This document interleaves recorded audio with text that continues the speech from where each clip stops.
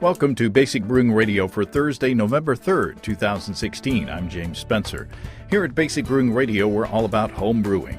This week, Gard Karlsnes from the Bryggerhuset pilot brewery of Aass Brewing Company in Norway joins us for part one of a two-part discussion. Gard brews experimental beers for his traditionally Reinheitsgebot-centered parent brewery, and Steve Wilkes will help me sample some of those beers. If you're new to home brewing and would like to get into the hobby for the first time, check out our website, basicbrewing.com, where you can find archives of our audio and video podcasts and our DVDs to walk you through basic and more advanced brewing techniques. And if you buy any of our DVD combos, you get a free Basic Brewing bottle opener. And don't forget to get a copy of our Brewer's Logbook. You can use it to log and track up to 50 batches of beer. You can follow me on Twitter. My username is Basic Brewing, all one word. We have a Basic Brewing Radio and Basic Brewing Video page on Facebook at facebook.com/basicbrewing. And thanks to everybody who's been clicking on the Amazon.com associate link on our basicbrewing.com site. You know how it works. Whenever you think of Amazon shopping, think of us first and click on our associate ad on basicbrewing.com. It won't cost you any extra, and you'll be helping us to bring you the show, and we greatly appreciate your support. We also have associate links for Brew Your Own magazine and the American Homebrewers Association on our site as well. You can find our Basic Brewing iPhone app on iTunes, our Android app on Amazon.com. We have a Windows Phone app. We're on the BlackBerry podcast directory, and we're on the Stitcher app as well. We're on Google Play Music and iHeartRadio, the iHeartRadio app as well. If you want to put a tip in our tip jar, some coinage in our virtual guitar case, you can go to basicbrewing.com/support, and thanks to everybody who's done so already. I have a personal homebrew success story to share. I provided a bunch of homebrew for a Halloween gathering this past weekend. I provided a keg of cream ale, several bottles, which included a 15-minute pale ale, Sinister Milk Stout from High Gravity, a couple or three blackberry pilsners, and the three tart beers that you may have seen on this year's Halloween episode of Basic Brewing Video that I posted on Monday. Check that out if you haven't seen it. Fun stuff there. Well, I'm happy to report that the homebrew was popular, especially the cream ale. The full keg was almost empty at the end of the evening, so good news and bad news there. Bad news, not much for me to drink after the party.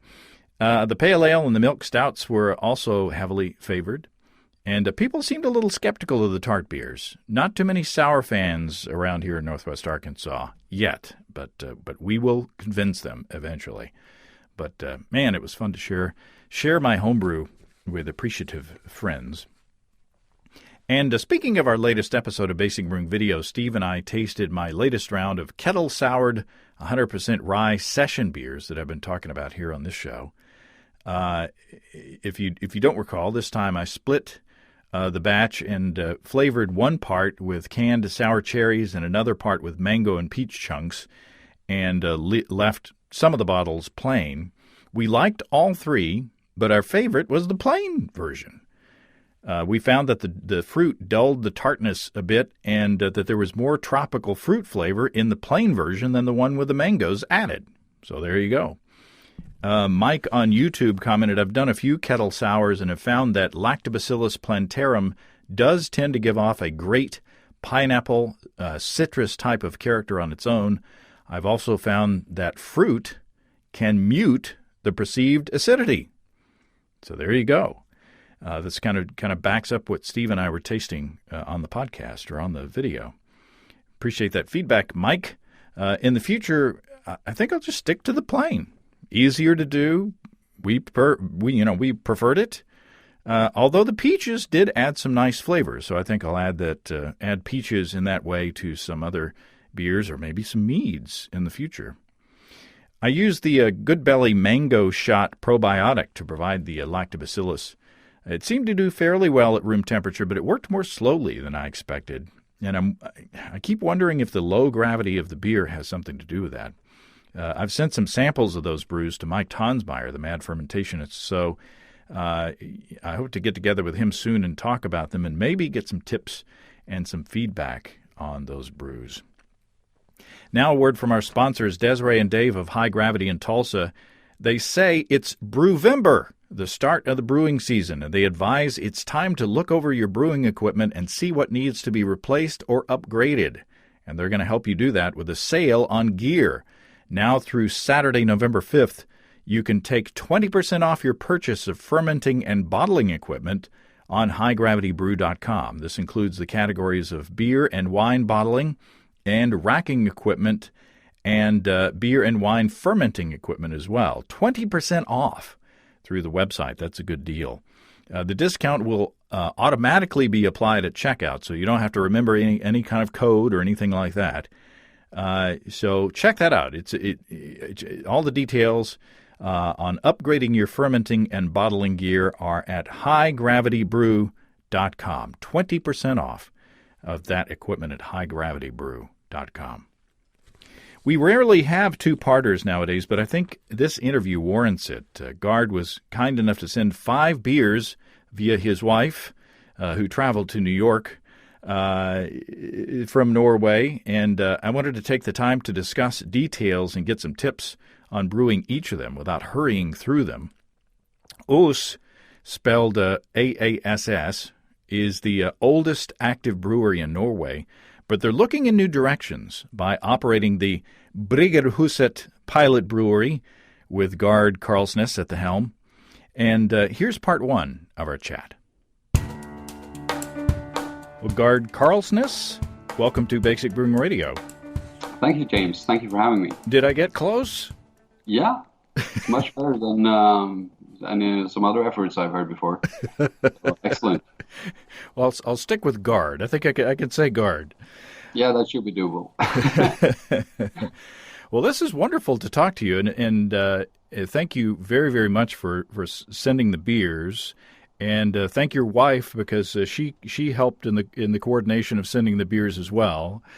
And Steve and I had a great time tasting them, and we'll hear that in a few minutes. But I want to get some background on you first of all. How long have you been brewing, and what's your course been in your brewing career?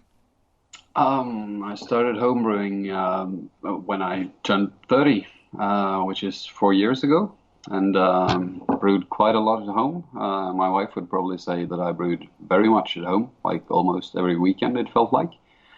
And before that, I drunk and sampled lots of different beers, and really grown more interested in reading. And my professional background is a teacher, so I worked for 10 years in a middle school in Norway, and found out that I really wanted to work with beers and preferably brewing. So when the position as the manager of the new pilot brewery at Aass Brewery turned up, and I got that one, that was really a dream job. And I started in August, and since then I've brewed roughly 80 batches on the pilot system. Wow. Yeah. Yeah, that seems like a lot. Talk about your parent brewery, and then talk about your system as well. Yeah. So Aass Brewery is Norway's oldest brewery still in function. So we were founded in 1834, and we were founded by Paul Lauritz Aass, and we are still a family-owned brewery in the 5th generation now. And we're around 100 employees, and in the top 5 of breweries in Norway in volume. We have a long and rich heritage, and especially the bock I sent you is like one of our flagship products. Yeah, it was a tasty beer, and we'll get into that. But describe your position and your system. What is your role, and what kind of tools have they given you in the brewery? The main tool is my pilot system. So I brew on a 10 hectoliter system, and my role is really just to experiment. That's the main thing, to develop new beer styles and brew new beers and try out different ingredients and recipes and techniques. So we've done, over these 80 batches, we've done lots of fairly untraditional stuff for our brewery. We are mainly a lager brewery, Since the 1860s, we've only brewed or mainly brewed lager beers in the main brewery. So there we follow the Reinheitsgebot, and I don't at all. Not by principle, but there are so many others fun stuff to put in the beer as well. So to play around with that, it's one of my. I like that. So for those of us who are not metrically inclined, do you know the size of your brewery in barrels? Oh, what is that? Around 12 to 13 barrels, I think. Okay. Yeah. So you're essentially playing with a really big homebrew system, or at least in the philosophy of your job, meaning that you still get to play with ingredients, and you still get to play with recipes and have fun, but on a much larger scale. Yeah, you can basically say that I get to homebrew, but I get paid for it. It's really it's a two vessel system, so it's a very basic setup, really. Combined mash and loader tun, and combined wort kettle and whirlpool, and fermenters and lagering tanks. So it's the first times it was kind of daunting, because there are like valves and pumps and stuff that I wasn't used to with my very manual setup I used at home. But got to swing with it, and it's fairly straightforward. It's not much different than brewing 50-liter batches on your stovetop, which I did. So are you given complete freedom, or do you have to pass your ideas in front of a supervisor or something, or how does that work? No, Brett. No, no Brett. But that's mainly the only precaution we take. Otherwise, I get to play around with stuff as long as I keep doing my job well. So far, it's been going really well. So in the pilot brewery, we mainly brew for kegging. So we deliver beers in key kegs. The beers that are produced there, and if we see that we need to scale up something, we will brew it in our medium system, which is around 200 barrels. Wow.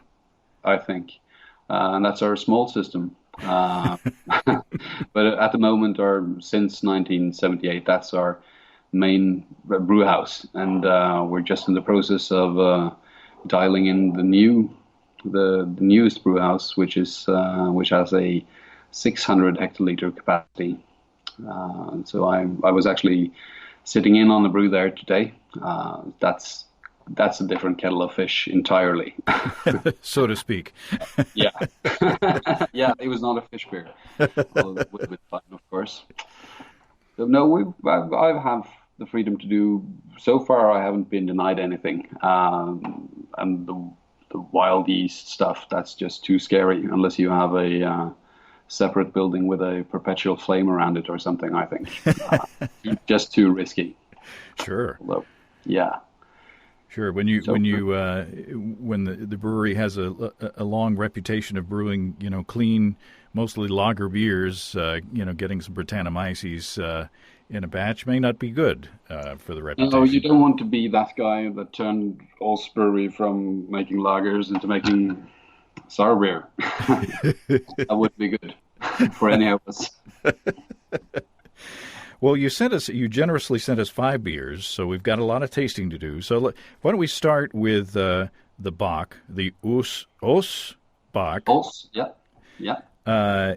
And talk briefly about this recipe. What makes this beer?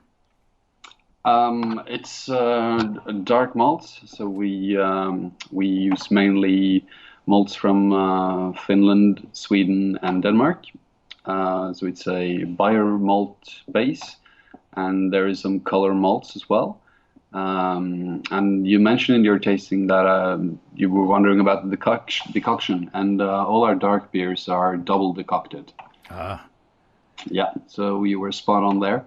And German hops, and it's a beer on the sweeter side, like the malty, full, rich, sweetish beer, and it pairs excellently with dessert. And in Norway, like when breweries were celebrating something earlier, you were served sponge cake and bock beer. ah. That's a really celebratory meal, and it also pairs excellent with like hearty meat dishes and cheese. It's a better companion to cheese than most red wines I've tasted. Well, there you go. Let's go into the tasting and see what Steve and I thought. With Steve Wilkes, thanks for joining me again in the studio. You're welcome, James. It's a pleasure to be here. Yeah, I think it's going to get more pleasurable as we go along. This is an honor. I consider anytime anybody takes the time and effort and resources to send us beer, I am very honored when people do that. And this is especially a privilege because who knows when we'll be going to Norway. But here we are sampling some fine beers from there. Okay, so we're starting with, and Gard has given me some guidelines.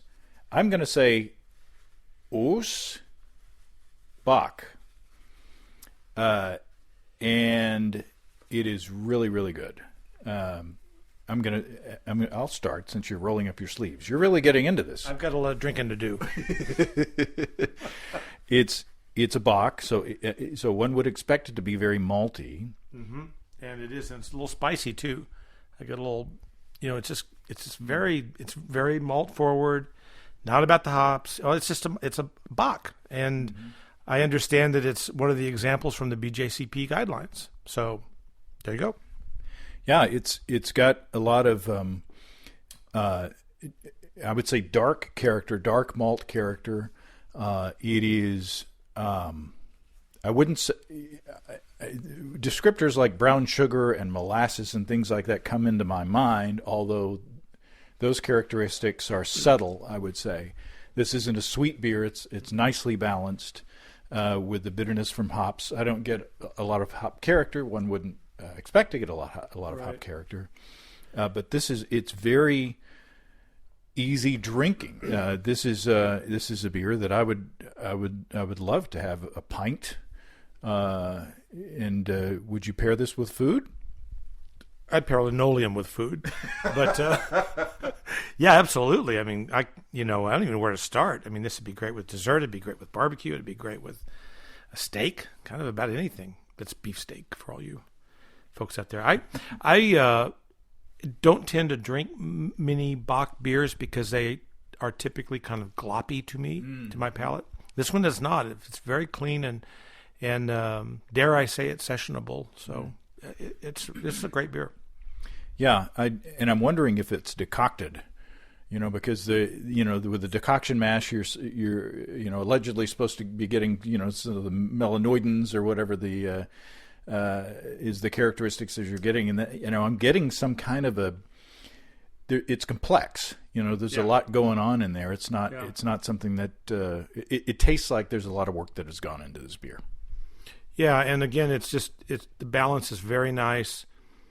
It's not like an ESB, which of course is a British beer, but it kind of has that. It's just almost light enough to be a super premium bitter. I'm kind of scratching at it here, but it reminds me a little bit of Bass Ale. If Bass Ale were a little bit bigger and a little more burnt sugary kind of thing going, and maybe a little less hoppy. Yeah, a little less hoppy. Yeah, for sure. Very nice. So there you go. I feel proud of myself. I picked out the decoction characteristics. Yeah, excellent. Good job. Now I enjoyed the Bach. It's actually one of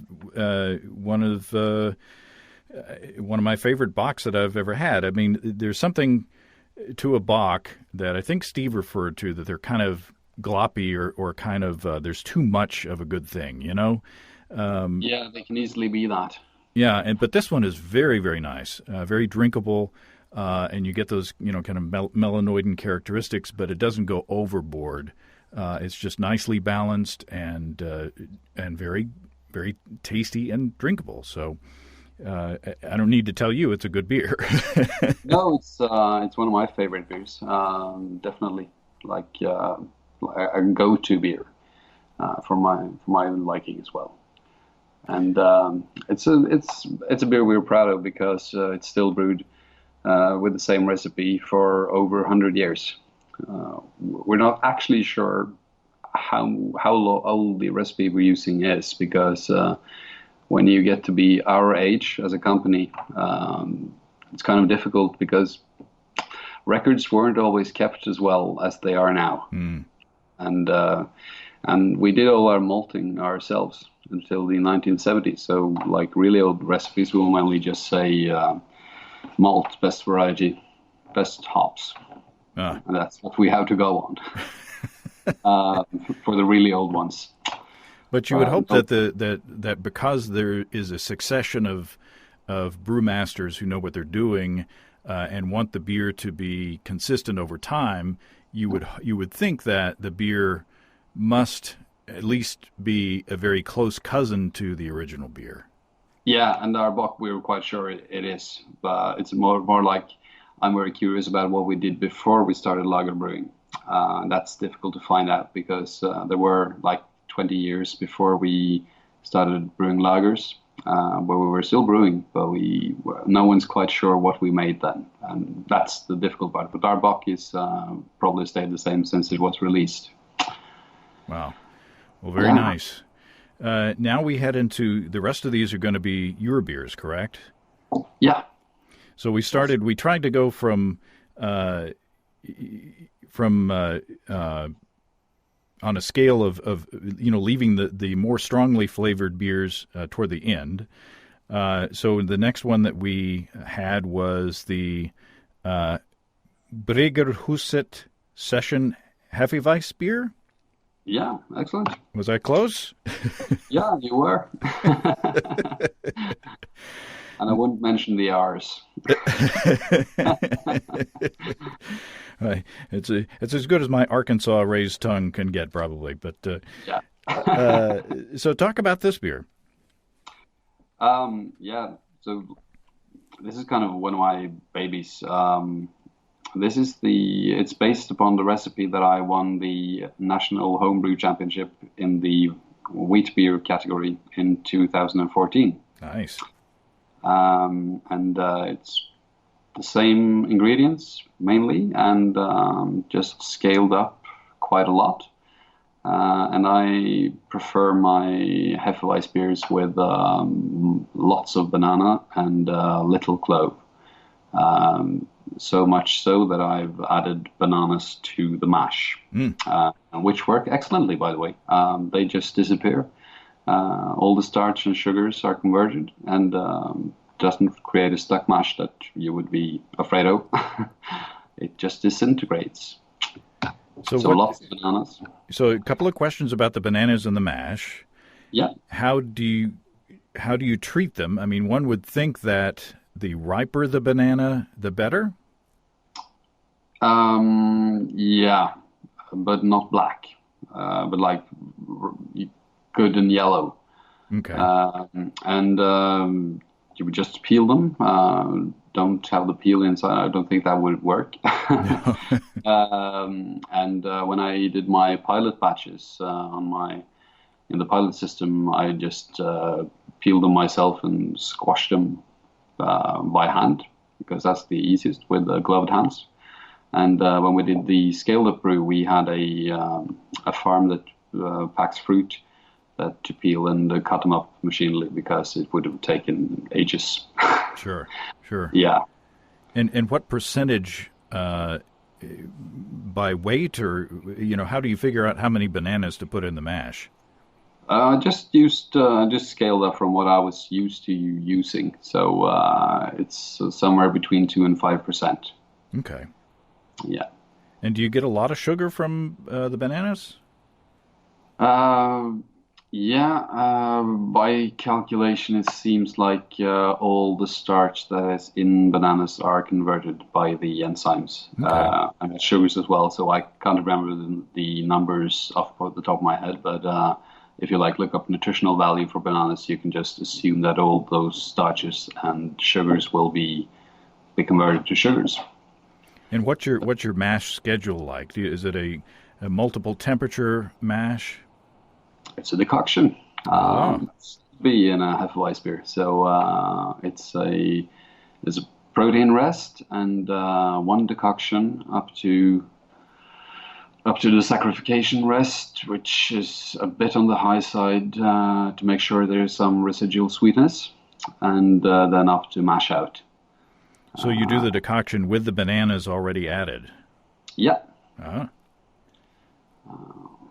Interesting.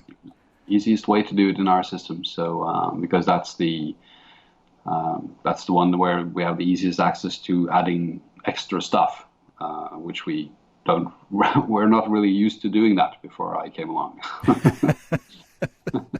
Which we will get back to that when we talk about the Christmas beer. Okay. Yes.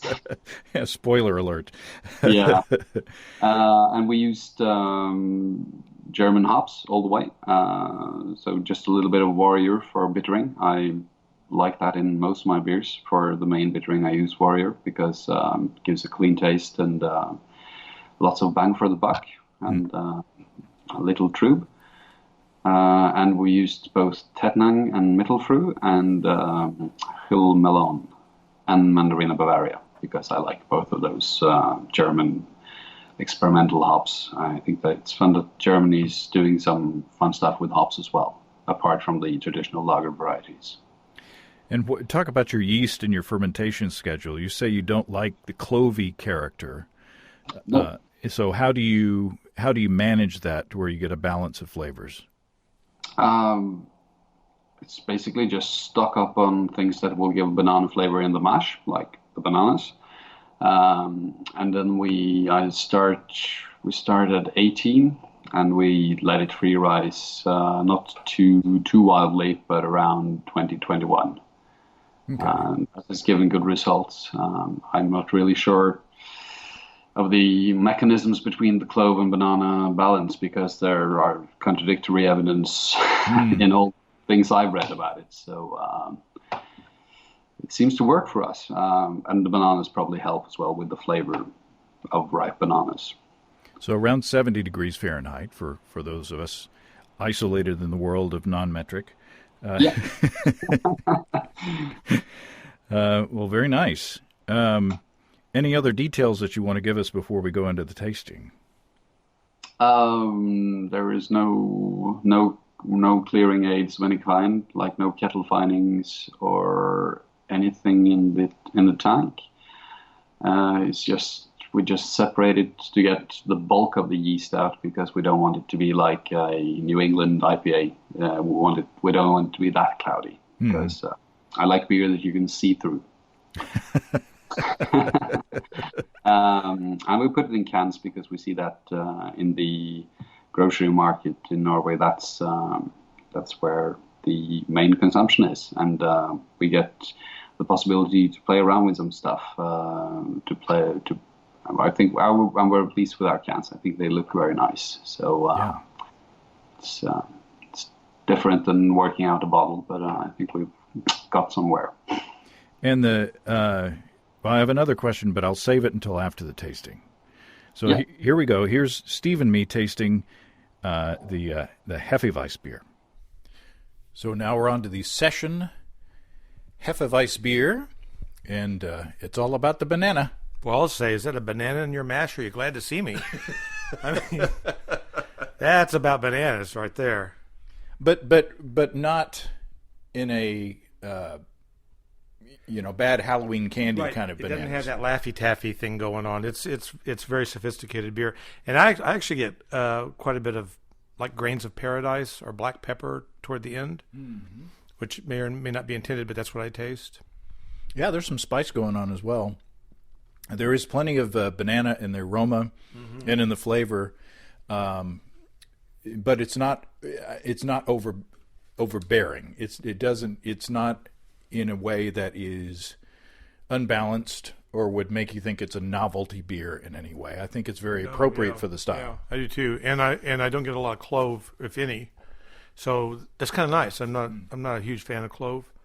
But this is a really drinkable beer, and you're right. I thought that was a good observation. It's not a novelty beer at all, though it leans heavily on that, drawing at those banana flavors in the Hefeweizens.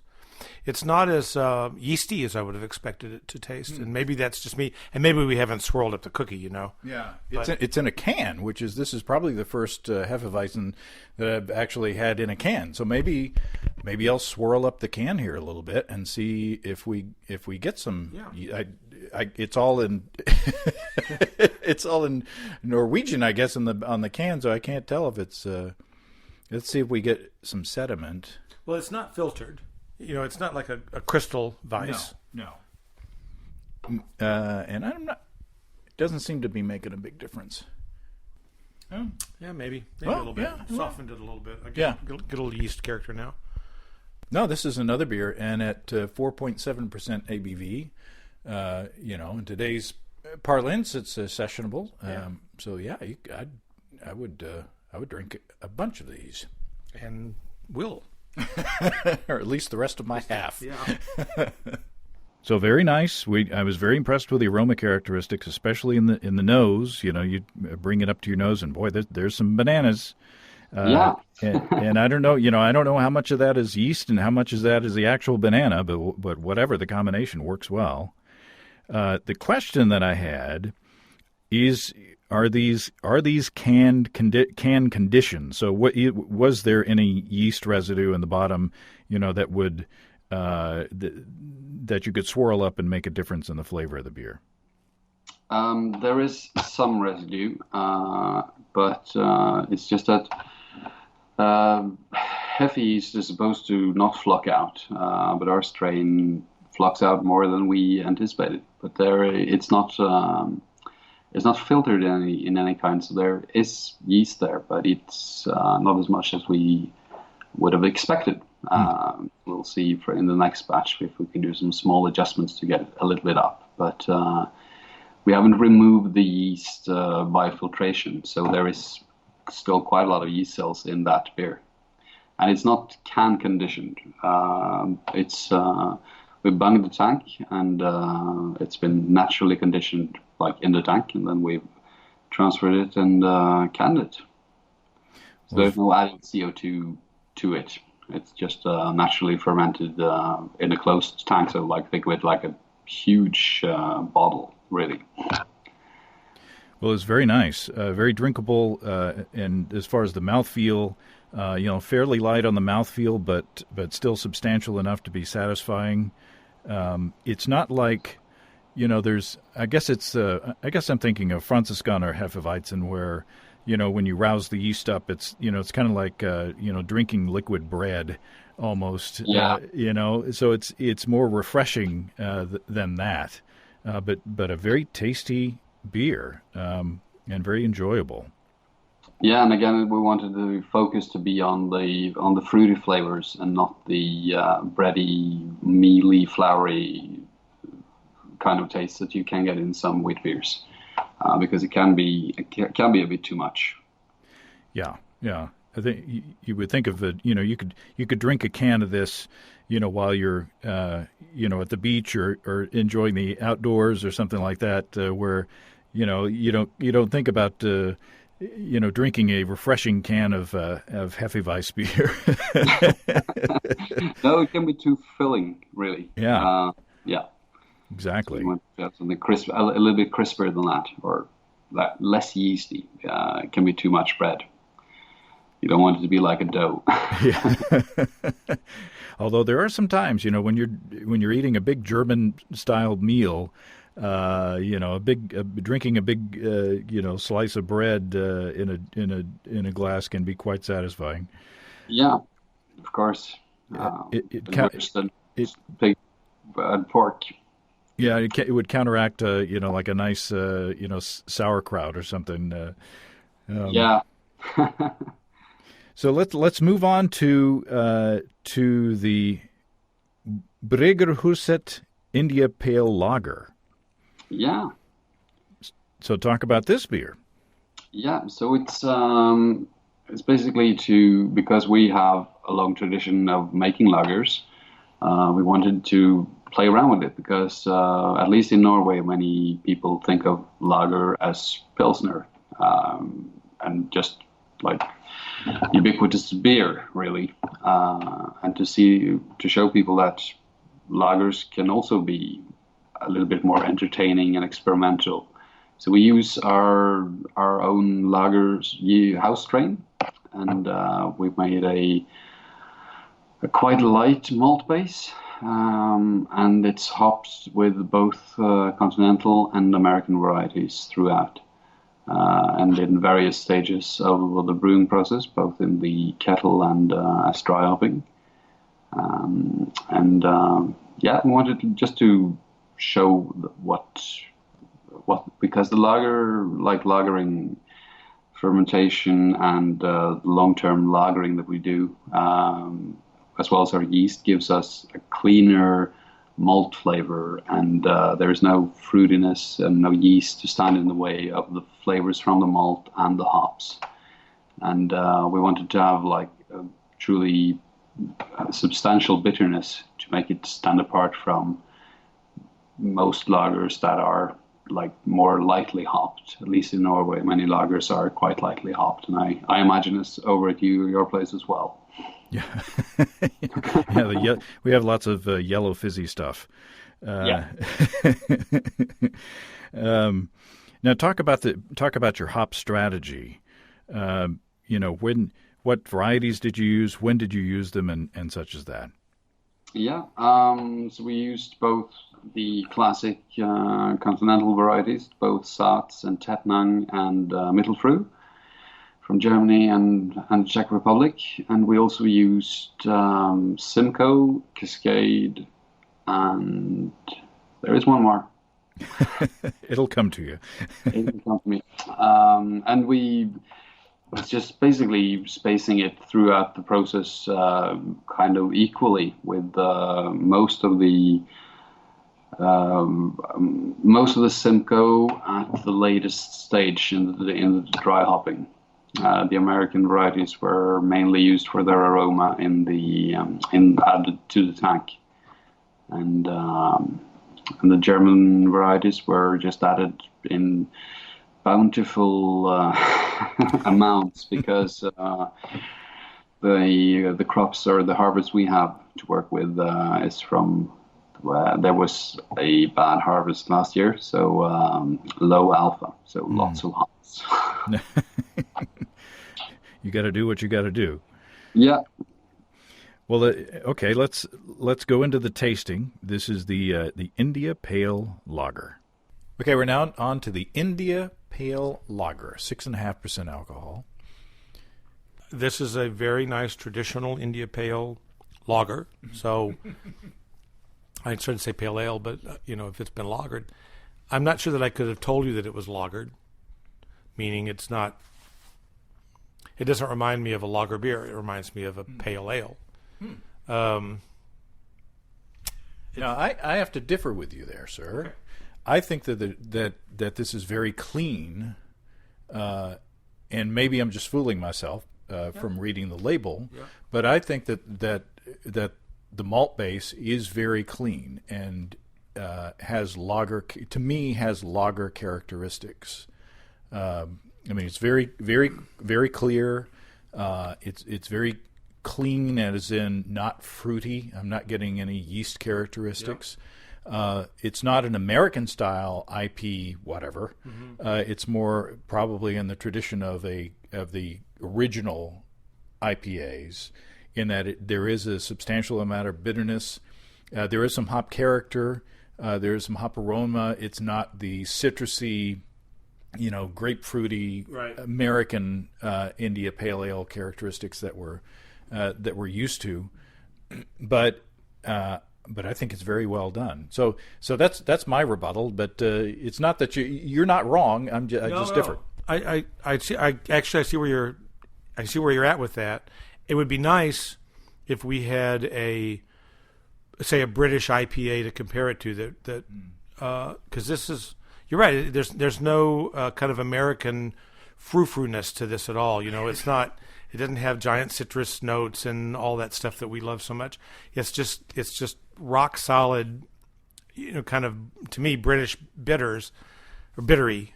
But I see what you mean. It is clean. It doesn't have those overtones, those kind of fruity overtones that you would expect. So, yeah.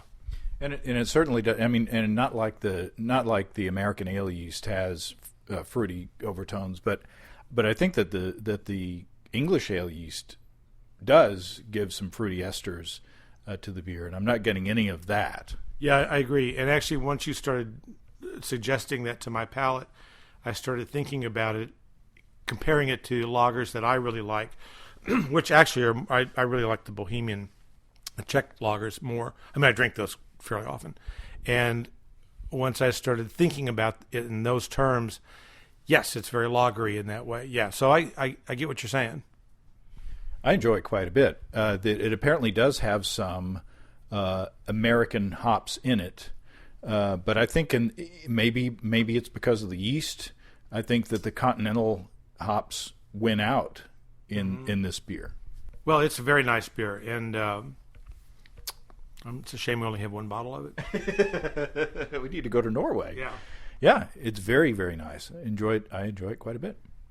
All right. Okay, so maybe we're spoiled Americans, Gard, but maybe we're used to being slapped in the face with the American hops.